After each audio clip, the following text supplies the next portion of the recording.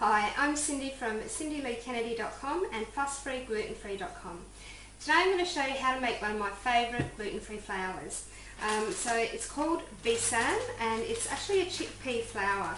So you see it used a lot in Middle Eastern and Indian foods, and I really like it. It's got a beautiful flavour. It's quite nutty and it gives a sort of a body to things when you cook with it.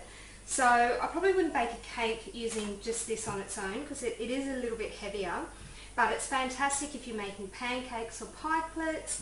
I use it in waffle mix with the kids, and it just adds a bit of a little bit more body and a bit more flavour, because I find that a lot of the gluten-free flours that you buy tend to be really, well, not just bland, but some of them taste a bit ricey, and they're usually made from things like just rice and corn. So they'll send your blood sugars really, really high because they're just a refined carbohydrate. But chickpeas are really, really high in protein, so they're really helpful to keep those blood sugars stable if you mix it with the other flours. The other thing I really love using Besan for is when I make chicken nuggets or fish fingers for the kids. I use the Besan to dust the chicken pieces or the fish pieces before I cook them, and it gives a beautiful, beautiful crust. So it doesn't matter if you pan fry them or do them in the oven, they come out lovely, and it's just a whole lot easier than having to muck around with breadcrumbs where you have to dust it and egg it and flour it. You just quickly dust them in the chickpea flour and off you go. So Besan, definitely one of my favourite gluten-free flours. The only thing is, like most gluten-free flours, it's not as cheap as other flours can be. So I did the sums, so to buy this in the supermarket it works out at around $10 a kilo. So not great, I mean not ridiculous, but you know, it adds up over time. The good news though is if you buy dried chickpeas, they actually cost less than half of that. So less than $5 a kilo if you make your own, and that's what we're going to do today. So I really love chickpeas, they're so good for you. They're not just high in protein, but they're high in zinc, which is a really important mineral. They've got more iron in them than beef. They've got more folate in them than spinach and other green leafy vegetables.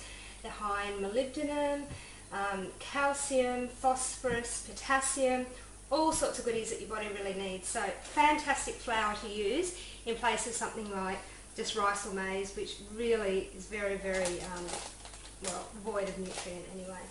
So to make it really easy, all you need is a high-powered blender, or you could probably use a food processor as well. So I'm going to use my blender.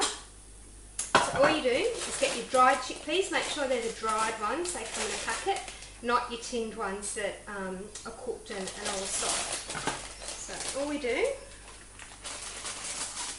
is just tip the chickpeas straight into the blender like that and pop the lid on.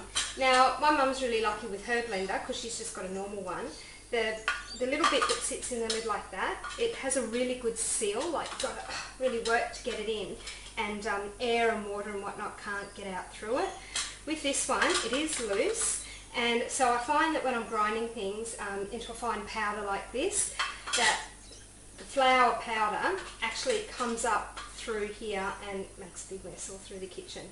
So my trick for that is pop the main part of the lid on, and then I just get a clean cloth, you know, like what you'd use to wipe the bench, or you could use a tea towel, that sort of thing, and I just pop it in like that, and that stops any of the dust or flour powder from coming out. So I'm going to turn it on now. I'll cut this bit out once I start it because it's really, really loud at first while the chickpeas are whizzing around, but as soon as they start to break down, then don't worry, the noise drops. So I'm going to give it 1 minute on high. Okay, so that's been a minute. Let's have a look. So just kind of shake this because there will be a little bit stuck to it. And you can see there's not much there. And then take the lid off. There we go. It's gone from chickpeas into chickpea flour. I mean, really, how quick and easy is that? So I store this in a glass jar with an airtight lid, and this will keep, look, honestly, I would use that up in probably 2 or 3 weeks anyway. If you want to store it longer, you can always keep it in the freezer. So give it a go. Like I said, it's really cheap.